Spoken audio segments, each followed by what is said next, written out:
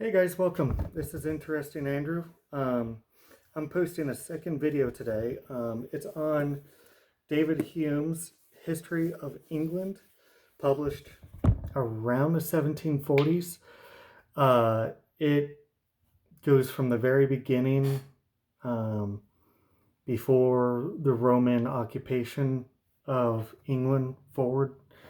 Um, it's it's I enjoy it so far. This will capture. Let me see here.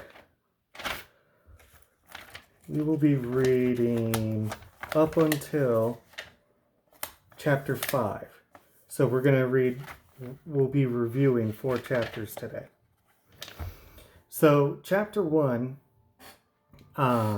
Hume starts out addressing the original people of Britain, which would be the Britons.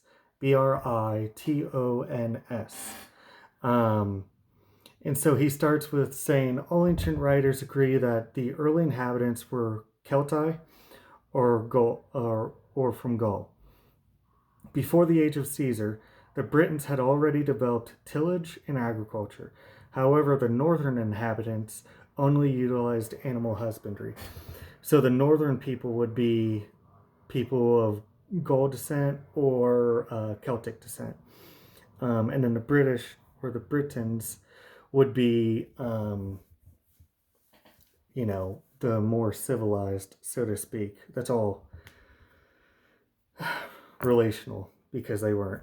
The Britons of the north would only wear animal hides and fur, and dwelt in huts of often moving with their animals or prey. So they were essentially nomadic.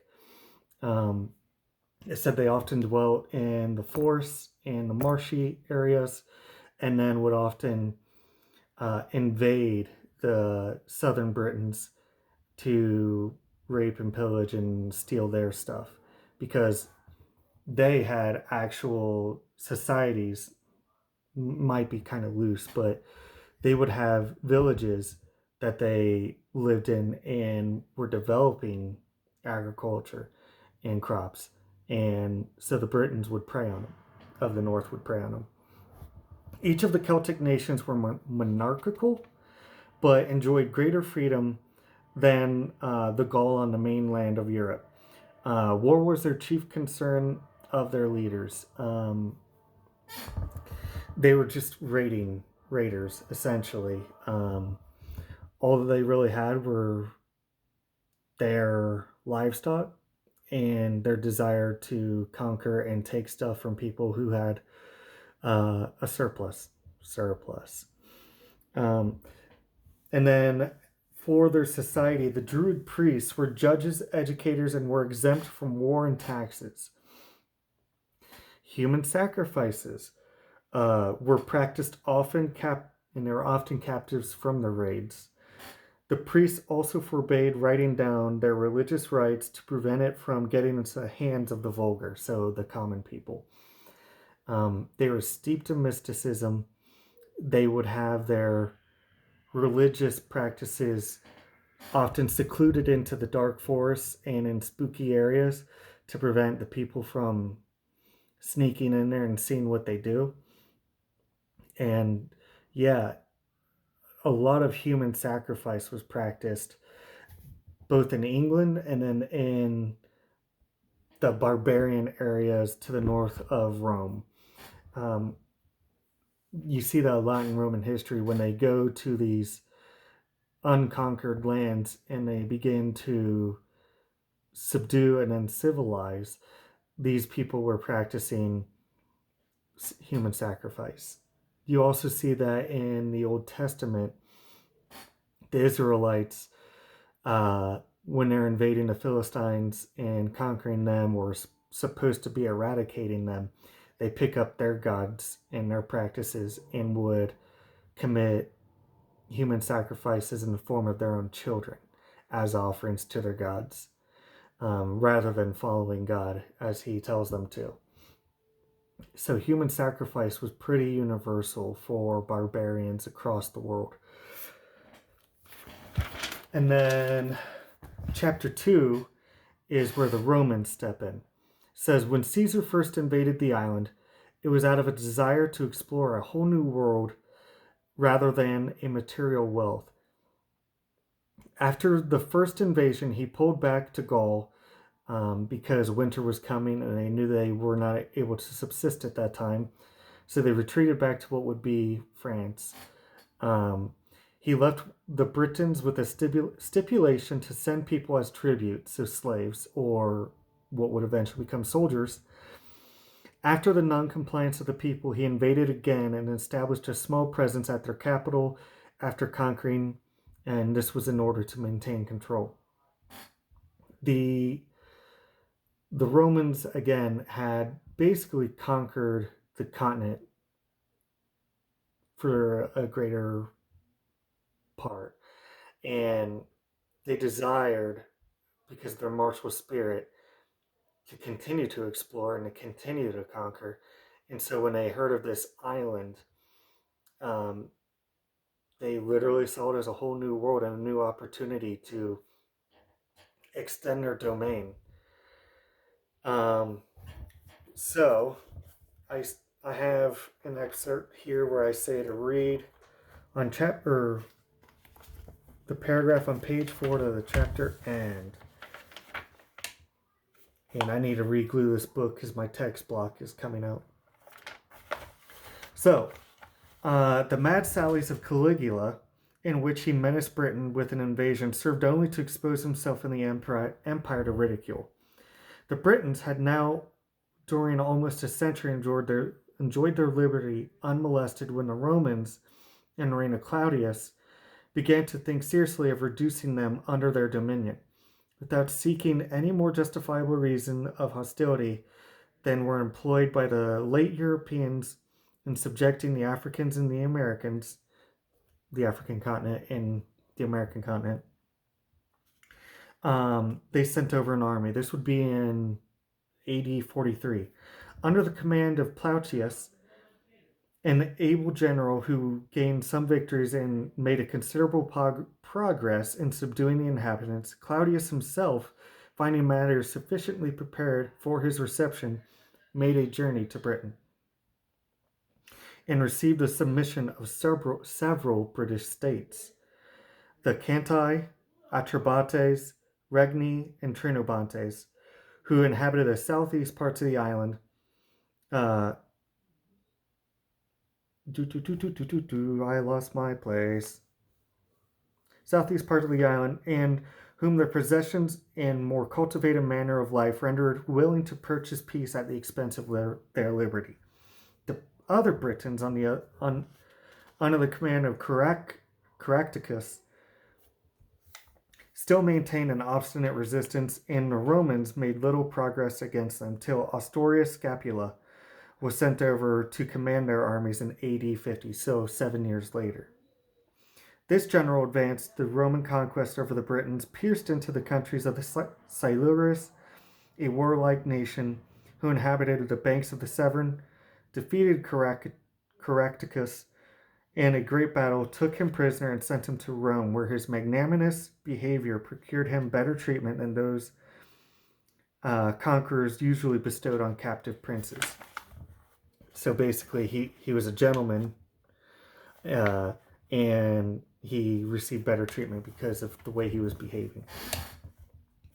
Notwithstanding these misfortunes, the Britons were not subdued, and this island was regarded by the ambitious Romans as a field in which Roman military honor might still be acquired. In AD 59, under the reign of Nero, Suetonius Paulinus was invested with the command and prepared to signalize his name by victories over those barbarians. Finding that the island of Mona, now Anglesey, was their chief seat of the Druids, that's the priestly order and their religion, he resolved to attack it and to subject a place which was center of their superstition, and which afforded protection to all the baffled forces. The Britons endeavored to obstruct his landing on this sacred island both by force of their arms and by the terrors of their religion. The women and priests were intermingled with soldiers upon the shore. and running about with flaming torches in their hands and tossing their disheveled hair, they struck great terror into the astonished Romans by their bawling cries and execrations. Then the real danger from the armed forces was able, more so than the real danger their armed forces were able to inspire. But Suetonius, exhorting his troops to despise the menaces of a superstition, uh, oop, oop,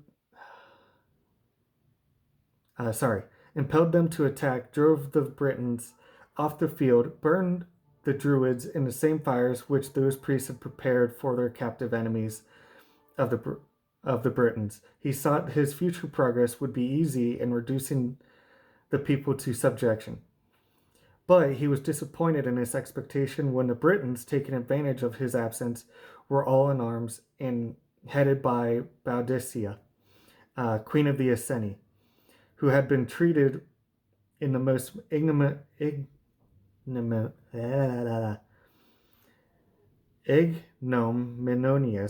manner by the Roman tributes, had already attacked with success London, which was already a flourishing Roman colony.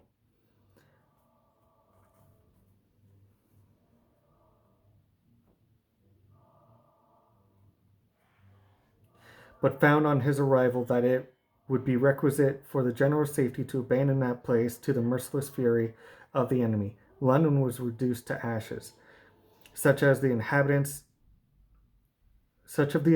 as remained in it were cruelly massacred. The Romans and all strangers, to the number of 70,000, were everywhere put to the sword without distinction. The Britons, by rendering the war thus bloody, seemed determined to cut off all hopes of peace or composition with the enemy. But of the Britons are said to have perished in Boadicea herself, rather than fall into the hands of an enraged victor, put an end to her own life by poison. Nero soon after recalled Suetonius from a government, where by suffering and inflicting so many severities he was judged improper for composing the angry and alarmed minds of the inhabitants. After some interval, Cerealis received the command from Vespasian, and by his bravery propagated the terror of the Roman arms. Julius Frontinus succeeded Cerealis, both in authority and reputation, but the general who finally established the dominion of the Romans in this island was Julius Agricola, who governed it in the reigns of Vespasian, Titus, and Domitian, and distinguished himself in that scene of action. So it was a bloody and drawn out battle or war to conquer more and more of Britain and subdue it and civilize that land. This great commander formed a regular plan for subduing Britain, and rendering the acquisition useful to the conquerors, he carried his victorious arms northward, defeated the Britons in every encounter, pierced into the inaccessible forests and the mountains of Caledonia. The men of fiercer and more intractable spirits, who deemed war and death itself less intolerable than servitude under the victors, he even defeated them in a decisive action which they fought under Galligus, their leader, and having fixed a chain of garrisons between the Friths of Clyde and Forth, he thereby cut off the ruder and more barren parts of the island and secured the Roman province from the incursions of the barbarous inhabitants.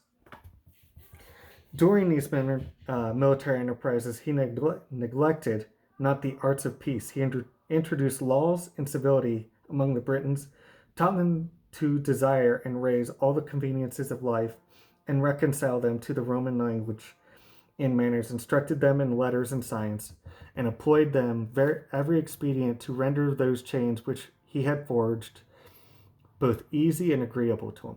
So he wasn't a despot. He was a very benevolent governor or general that subdued them. And so, I mean, that's good.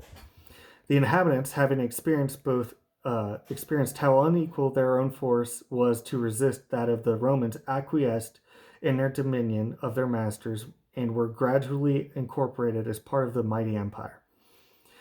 This was the last durable conquest made by the Romans, and Britain, once subdued, gave no further inquietude to the victor.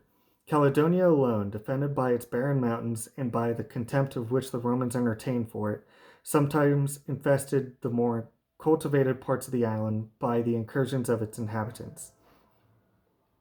The better to secure the frontiers of the empire, Adrian, who visited this island, built a rampart between the river Tyne and Frith of Solway. Lullius Urbicus, under Antoninus Pius, erected one in the place of Agricola had formerly established his garrisons. Severus, who had made an expedition into Britain and carried his arms to the most northern extremity of it, added new fortifications to the wall of Adrian, and during the reigns of all the Roman Empire, such a profound tranquility prevailed in Britain that little mention is made of the affairs of the island by any historian. The only incident which occur are some seditions or rebellions of the Roman legions quartered there, and some usurpations of the imperial dignity by Roman governors. The natives, disarmed and dispirited and submissive, had lost all desire and even the idea of their former liberty and independence. So they properly civilized it and treated it as a state in which they ruled, teaching them the arts and sciences, language, written language. I mean, they properly civilized them. But the period was now come when that enormous fabric of the Roman Empire, which had diffused slavery and oppression, together with peace and civility, over so considerable a part of the globe, was approaching towards its final dissolution. Italy, and the center of the empire, removed during so many ages of its concerns in the wars, had entirely lost the military spirit and were peopled by an inveterate race, equally disposed to submit to a foreign yoke or to the tyranny of their own rulers. The emperors found themselves obliged to recruit their legions from the frontier provinces, where the genius of war, though languishing, was not totally extinct, and these mercenary forces, careless of laws and civil institutions, established a military government no less dangerous to the sovereign than to the people. The further progress of the same disorders introduced the bordering barbarians into service of the Romans, and those fierce nations, having now added discipline to their native bravery, and that bites them in the butt, could no longer be restrained by the impotent policy of the emperors, who were accustomed to employ one in the destruction of the others. Sensible of their own force and allured by the prospect of so rich a prize, the northern barbarians, in the reign of Arcadius and Honorius, assailed at once all the frontiers of the Roman Empire, and having first satiated their avidity by plunder, began to think of fixing a settlement in the wasted provinces. The more distant barbarians, who occupied the deserted habitations of the former, advanced in their acquisitions and pressed with their incumbent weight the Roman state, already unequal to the load which it sustained. Instead of arming the people in their own defense, the emperors called the legions, in whom alone could repose confidence, and collected the whole military force for the defense of the capital in the center of the empire. The necessity of self-preservation had superseded the ambition of power, and the ancient point of honor, never to contract the limits of the empire, could no longer be attended to in its desperate extremity. So at this point, you're seeing the shrinking or reduction of the Roman Empire. Because of the pressures by the Germanic tribes to the north, and the constant civil wars being done by its own armies, they hinted at that. In Gibbon's Fall of the Roman Empire, they talk about how a lot of times generals would be declared emperor by their own armies, and if they did not accept it, they'd be put to death.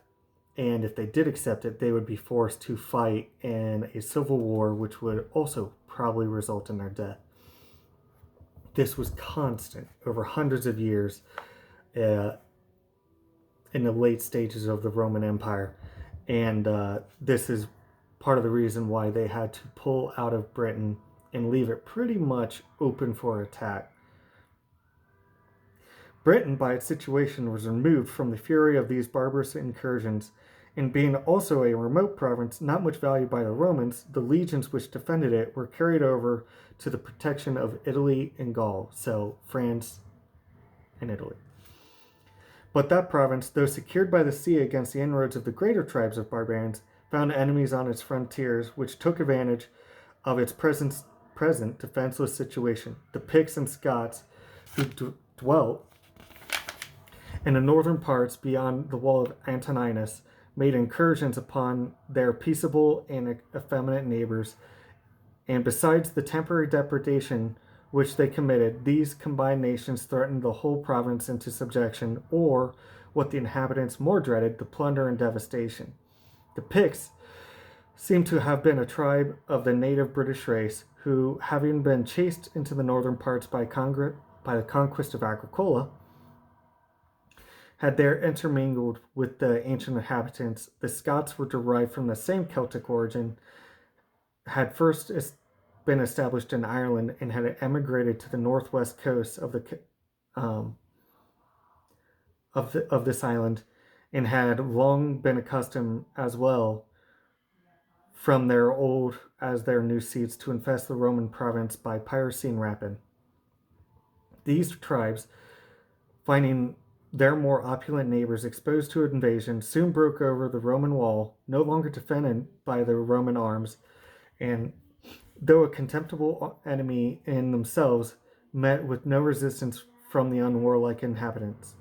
The Britons, accustomed to have recourse to the emperors for the defense as well as government, made supplications to Rome, and one legion was sent over for their protection. This force was an overmatch for the barbarians and repelled their invasion, touted them in every engagement, and having chased them into their ancient limits, returned in triumph to the defense of the southern provinces of the empire.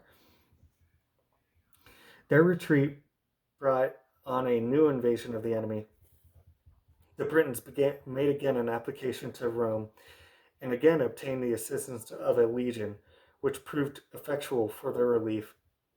But the Romans, reduced to the extremities at home and fatigued with those distant expeditions, informed the Britons that they must no longer look to them for succor, exhorted them to be armed in their own defense, and urged that, as they were now their own masters, it became them to protect by their valor and independence, which their ancient lords had conferred upon them, that they might leave the island with better grace.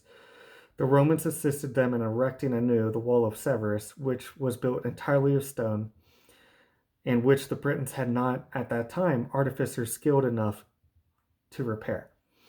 And having done this last good office to the inhabitants, they bade a final adieu to Britain about the year of 448, after being masters of the more considerable part of it during the course of nearly 4 centuries. So, yeah, the Romans actually were pretty good to the British, but as you always see, the Vandals, the savages, the barbarians at the gates, the second rule of law or a strong hand is no longer there, will begin to prey on the defenseless and the civilized. You see this in riots. You see this in nations all over the world. That the second they sense weakness, they will prey upon their neighbors, even people which they share blood ties to. And so I think I will leave that as part 1, and I'll make a part 2 later on. Probably today, but I'll post it separate just because of the length of the video. But yeah, it honestly, it gave me a greater respect for Roman rule and law. which actually reference talking about Roman rule and law in the book of Acts in the Bible. You actually see a lot of great governors uh, protecting Paul and his rights as a Roman citizen against the Jews in their rioting and desire to kill him and murder him, and how they use Roman rule, Roman law, and how that is the basis of a Western governance, Western law. Um, that's actually a subject in history that I will be studying later on. I have it downloaded, but I have a lot of other books to read before then. But I hope you enjoyed this. This has been interesting, Andrew. And I'll see you guys on the next video. There'll be a part 2 for these chapters that I've read so far. All right, guys. Bye.